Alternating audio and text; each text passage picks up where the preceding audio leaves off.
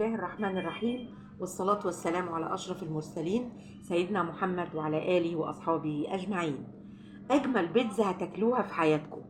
البيتزا يعني بجد كأنكم ما تعرفوهاش قبل كده. شايفين الطراوة والجمال بتاعها والقوام بتاعها. أنا ما قدرتش أمسك نفسي يا جماعة، أكلت والله يعني وأنا بعمل رحت ضايقة حتة كده مظبوطة. تعالوا نشوف المقادير. عندنا هنا كوبايتين من الزبادي، عندي توم باودر وبصل باودر، وعندي ملح، وعندي معلقة كبيرة من البيكنج باودر، وعندي معلقة ونص من السكر، وعندي نص كوباية من الزيت، ومعانا هنا 4 بيضات، بس البيض سايل شوية عشان الحر معلش. دول 4 بيضات، و6 كوبايات دقيق منخولين. هقول المقادير تاني: كوبايتين زبادي، توم باودر وبصل باودر، معلقة كبيرة بيكنج باودر، ومعلقة كبيرة سكر، ونص معلقة من الملح، ومعايا هنا نص كوباية من الزيت، و4 بيضات، و6 كوبايات من الدقيق المنخول. خلاص كده هنشوف الطريقة. هنحط كل المواد السائلة مع بعضها: البيض على الزبادي على الزيت، هنحط برضو معاه التوم البودر والبصل البودر، وهنحط البيكنج باودر والسكر والملح، وهنضرب كل الكلام ده بالمضرب اليدوي العادي.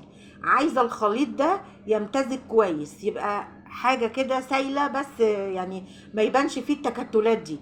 خلاص كده هنضربه كويس، ونشوف بعد كده الخطوة اللي جاية هنعمل ايه. بس كده تمام. هبتدي بقى انزل بالدقيق اللي معايا على مرتين. انزلي بالدقيق على مرتين. العجينة دي لا بتتعجن ولا بتتعبي فيها ولا اي حاجة. بيتزا مش هتاخد منك واقفة في المطبخ في الحر اللي احنا فيه ده اكتر من نص ساعة. بجد هي مناسبة جدا للصيف، من غير فرن من غير اي حاجة. انا عايزة بس مجرد ان انا الم الدقيق مع السوائل، مش عايزة اكتر من كده. مع السوائل اللي عندي طبعا بتفرق السوائل من نوع دقيق للتاني. حطيت هنا انا نص كوبايه من الميه عشان الدقيق يلم معايا عادي خالص. انا كده ما بعجنش، انا بلم العجينه فقط، مش بعمل اي حاجه صعبه ولا اي حاجه فيها مجهود. ومفيش خميره، انا حاطه بس بيكنج باودر زي ما شفنا، مش حاطه خميره خالص. هظبط بس السوائل وابتدي الم العجينه معايا. اهي العجينه اتلمت وبقت طريه وجميله وزي الفل، ولا عجنت ولا اي حاجه. دهنت ايدي زيت ودهنت البوله زيت وحطيتها تستريح بس حوالي نص ساعه.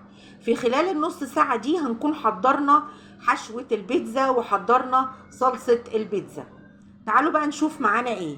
معايا هنا فلفل الوان اصفر واحمر، ومعايا هنا زيتون اسود مخلي طرنشات، ومعايا هنا ميكس جبنات. عندك نوع واحد بس جبنه حطي اللي موجود عندك. ومعايا هنا ربع كوبايه من الزيت. والصلصه دي هسيب لكم اللينك بتاعها في فيديو الصلصه اللي كنا عاملينها مع بعض في القناه. وده كاتشب انا برضو اللي عاملاه في البيت، هنعمله مع بعض ان شاء الله قريب في فيديو. حطينا الكاتشب على الصلصه، وحطينا ملح وتوم باودر، واهم حاجه بقى دي بهارات بيتزا. البهارات دي انا عاملاها في البيت، هسيب لكم العناصر بتاعتها في صندوق الوصف. البهارات دي بتودي البيتزا في حته تانية، هي بهارات ايطاليه حلوه جدا، جميله جميله جميله، بتخلي البيتزا زي البيتزا بتاعت بره بالظبط. يلا بقى يا جماعة شجعونا كده بلايكات وحاجات حلوة على بال ما نخلص البيتزا ونشوف هنعمل ايه بعد الخطوة دي. خلاص كده اعتمدي هنا اجمل صوص بيتزا هتشوفيه في حياتك. بجيب صينية ألمونيا عادية خالص، بجيب صينية ألمونيوم عادية، وببتدي ادهنها زيت كويس، يعني ادهنيها زيت حلو عشان العجينة ما تلزقش فيها. وبشوف هعمل ايه بقى بعد كده. خلاص كده دهنا الصينية.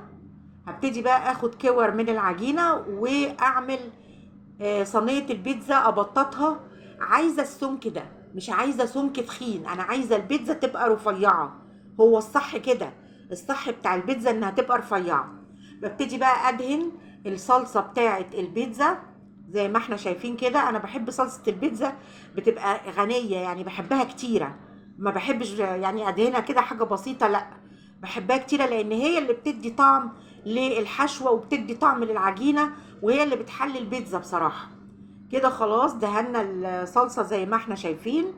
مونيها كويس بقى وتوصي كده عشان تطلع بيتزاية محترمة يعني معتبرة. بوزع الاول شوية جبنة على الارضية بتاعة البيتزا زي ما احنا شايفين كده، وبحط بقى بزوق بالفلفل الالوان. عندك فلفل اخضر حطي، عندك اي حاجة انت عايزة تحطيها حطيها. حشوات البيتزا مفتوحة وحرة، يعني انت حرة، حطي اللي انت عايزاه. خلاص حطينا فلفل الوان. ببتدي بقى ايه احط الرق التاني من الجبنة. انا عندي هنا كان عندي في الفريزر 3 انواع من الجبنة، ببتدي اشكل وانوع فيها، بحط ايه كل الانواع اللي عندي. وهنحط بقى فوق الموتزاريلا. حطيت الجبنة الموتزاريلا فوق. توصي بقى كده وانت بتحطي الجبنة عشان تطلع البيتزا جميلة. ماشي الكلام لحد كده، خطواتنا ماشية مظبوط وزي الفل. خلاص كده اخر حاجة بحطها الزيتون الاسود. عايزة تحطي زيتون اخضر مخلل حطي، عايزة تحطي اي زيادات تانية من عندك برضو حطي. دي الحاجات اللي كانت متوفرة عندي. حطينا الزيتون وقدامنا هنا صينية بيتزا عظمة. يلا بقى نخلص الكمية وتعالوا نشوف هنعمل ايه. اللهم بارك، بسم الله ما شاء الله. شايفين الكمية رامية ازاي؟ لايكات بقى يا جماعة للطريقة دي، لانكم هتدعولي فعلا بظهر الغيب. 3 صواني وطاستين كبار، رمت كمية رهيبة. تعالوا بقى نشوف التسوية في المرحلة دي. اسهل مرحلة يا جماعة. انا عندي عين البوتاجاز عايزاها واطية خالص.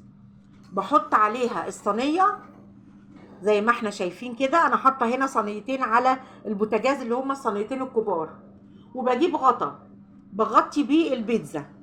الموضوع ده بياخد بالظبط 10 دقايق او 11 دقيقة بتكون الصينية استوت. هتختبريها بالسكينة كده تلاقيها استوت وبتترفع من الصينية. ما خدتش مني وقت خالص. لايكات بقى وشير لبيت ماما بطة، وكافئوني بقى بشوية كومنتات حلوة كده منكم على البيتزا القمر دي. وتعالوا بقى نشوف وندوق، لان انا ما قدرتش امسك نفسي من جمالها وكلت منها وانا بدوق.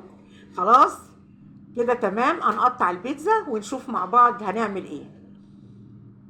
بصوا بقى، بصوا الطراوة بتاعت حتة البيتزا في ايدي زي الملبن. لايك وشير بقى لبيت ماما بطة على الحلويات دي، وكل سنة وانتم طيبين، وتحياتي الكبيرة قوي ليكوا.